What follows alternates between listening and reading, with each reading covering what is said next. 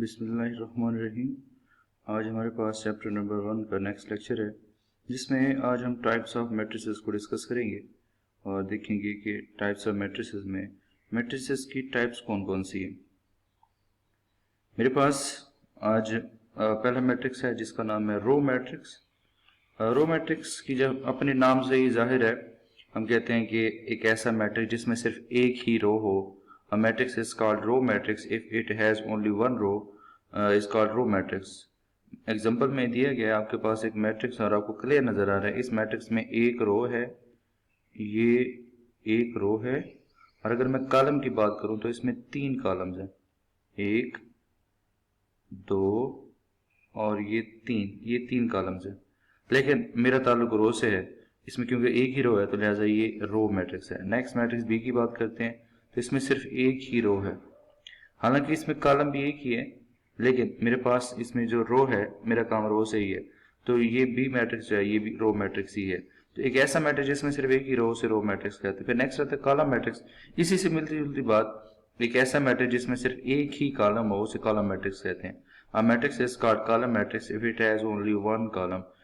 For example आपके पास नीचे matrix है, इसमें अगर हम गौर से देखें तो इसमें दो रोज हैं और इसमें एक कॉलम है, एक रो ये हो गई और दूसरी रो आपके पास ये होगी। लेकिन मेरा रो से काम नहीं है, मैंने बात करनी कॉलम की, एक ही कॉलम है, तो लिहाजा ये कॉलम मैट्रिक्स है।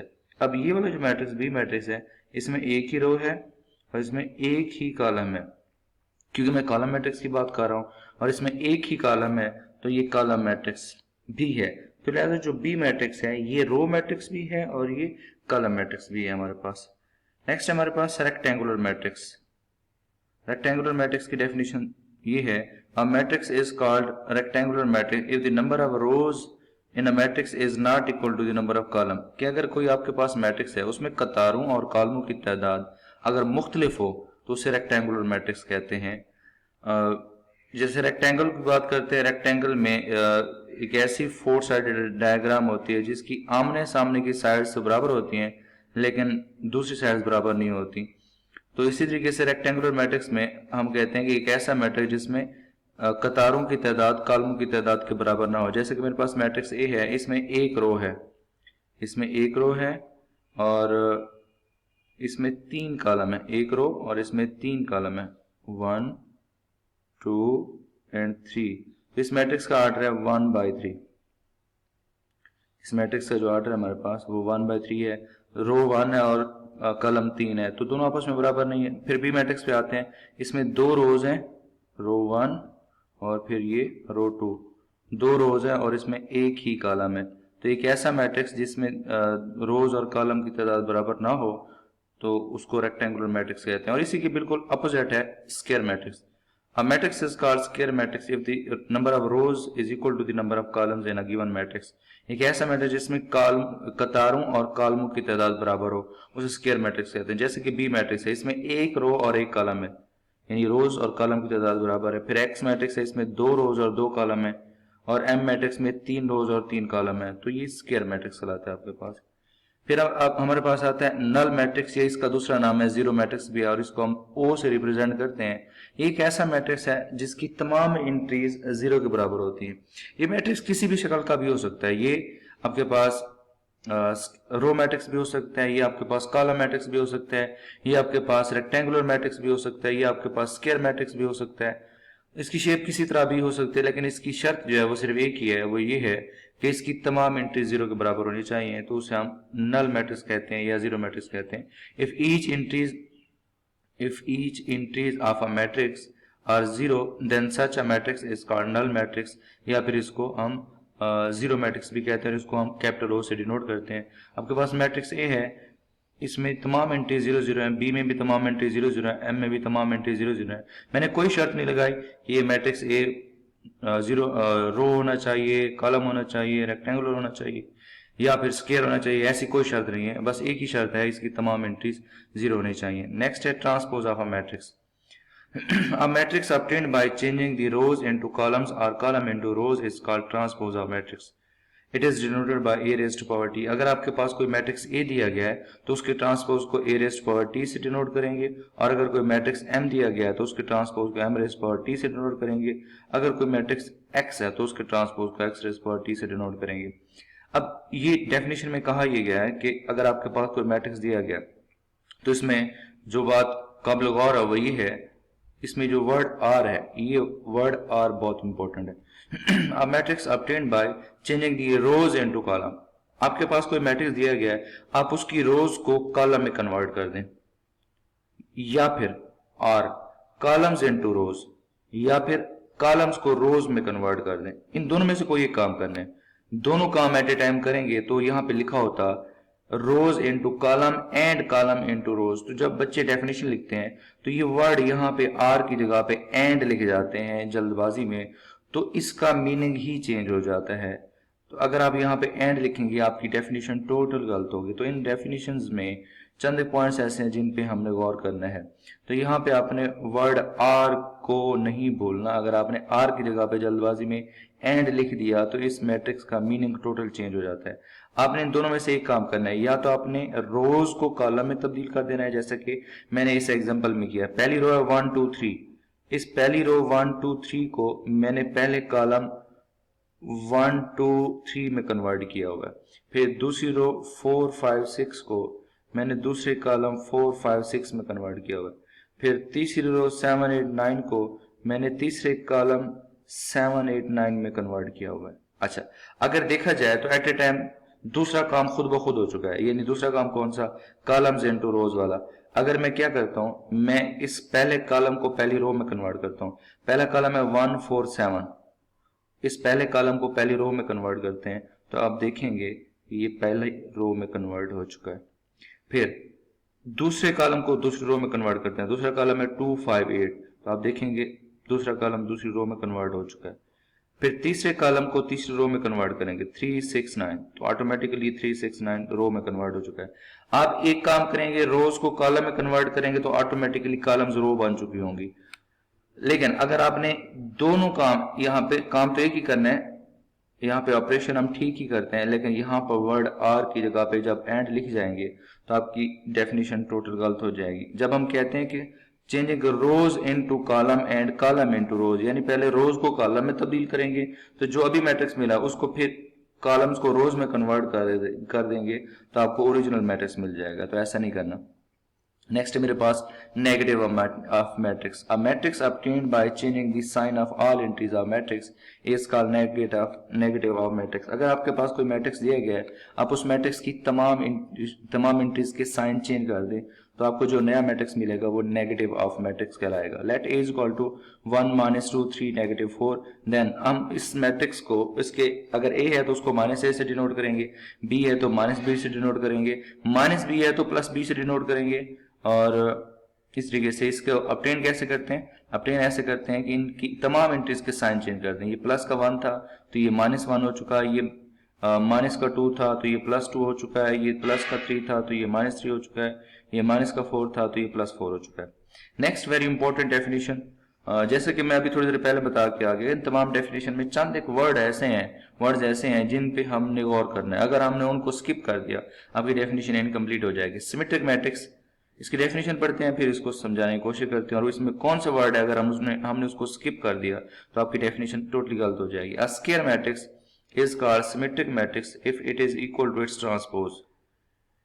एक ऐसा मैट्रिक्स अगर आप उसका ट्रांसपोज लें तो वापस वही ओरिजिनल मैट्रिक्स आना चाहिए कि मैट्रिक्स चेंज ही ना हो। इसके एग्जांपल बुक में मौजूद है, यहाँ पे हम देखते हैं। तो यही कोई मैट्रिक्स दिया गया, आप उसका ट्रांसपोज लें भी तो उसकी सेहत पे कोई असर नहीं पड़ता, वापस वही मैट्रिक्स आ जाता है, तो उसको सिमेट्रिक मैट्रिक्स कहते हैं। और इसमें जो सबसे इंपॉर्टेंट बात यह है उस मैट्रिक्स का स्क्वायर होना लाजमी है। इस वजह से मैंने स्क्वायर को हाईलाइट किया हुआ है, रेड किया हुआ है, ताकि आपके माइंड में ये बात बैठ जाए। अगर आपने वर्ड स्क्वायर स्किप कर दिया, आपने कहा a matrix is called symmetric matrix if it is equal to its transpose, आप और नीचे ये भी लिख देते हैं A transpose is equal to A, तो आपने 90% बात ठीक लिखी है। लेकिन ये जो वर्ड आपने स्क्वायर हटा दिया है तो इससे आपकी डेफिनेशन इनकम्प्लीट होगी। अब ये एग्जामिनर पे डिपेंड करता है, वो आपकी पूरी डेफिनेशन को गलत कर दे या फिर इसमें से आपको मार्क्स दे दे। तो ये वर्ड स्क्वायर बहुत इंपॉर्टेंट है। उस मैट्रिक्स का सिमेट्रिक मैट्रिक्स के लिए स्क्वायर होना लाजमी है।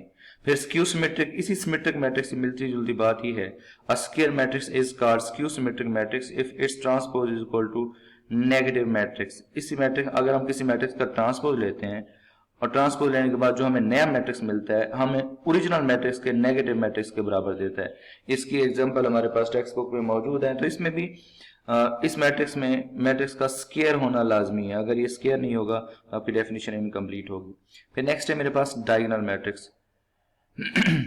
जैसे कि हम प्रीवियस दोनों एग्जांपल में देख के डेफिनेशन में देख के आए हैं कि मैट्रिक्स का स्क्वायर होना लाजमी है। डायगोनल मैट्रिक्स की जब बात करते हैं तो इसमें भी मैट्रिक्स का स्क्वायर होना लाजमी है। तो हम कहते हैं अ square matrix is called a diagonal matrix if at least any one of the entries of a diagonal is not zero and the non diagonal entries are zero। अब पहले बात करते हैं डायगोनल एंट्रीज कौन से। मेरे पास ये जो है 1 2 3 ये डायगोनल एंट्रीज है। मेरे पास यहाँ पे जो 0 5 0 है ये डायगोनल एंट्रीज है।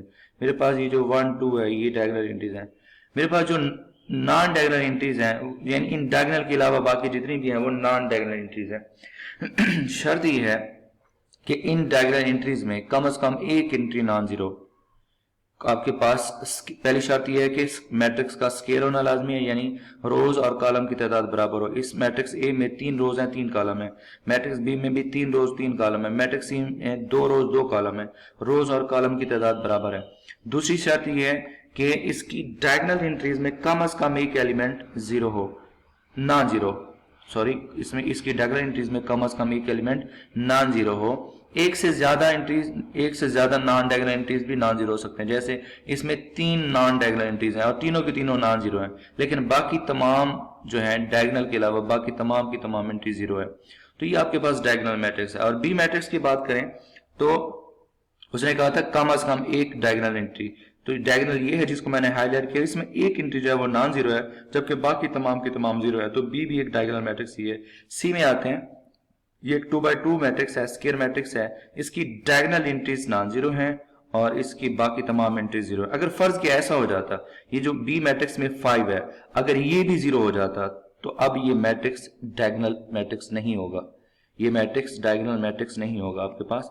सेम एज सी मैट्रिक्स है, अगर सी मैट्रिक्स की ये दोनों एंट्रीज 1 और 2 ये भी जीरो हो जाए तो ये जो सी मैट्रिक्स है ये भी डायगोनल मैट्रिक्स नहीं होगा।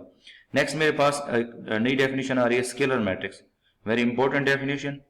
अब जैसे कि मैंने पिछली 3 डेफिनेशन में वर्ड पे जोर दिया है कि इनका ये होना लाजमी है, यानी मैट्रिक्स का स्केलर होना लाजमी है।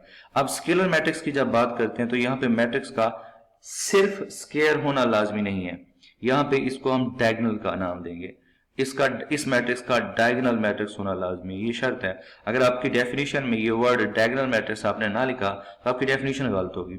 अ diagonal matrix is called scalar matrix if all the diagonal entries are same except 0 and 1। Book में लिखा हुआ है all the diagonal entries are same and non zero। मैं उस नॉन जीरो को थोड़ा जब हम हायर लेवल क्लासेस में जाते हैं तो वहां पे वर्ड नॉन जीरो इस्तेमाल नहीं किया। जो परफेक्ट और एक्यूरेट वर्ड है वो एक्सेप्ट 0 and 1 है। वो क्या है, इसकी वजह क्यों है, इसको हम आगे एक्सप्लेन करेंगे।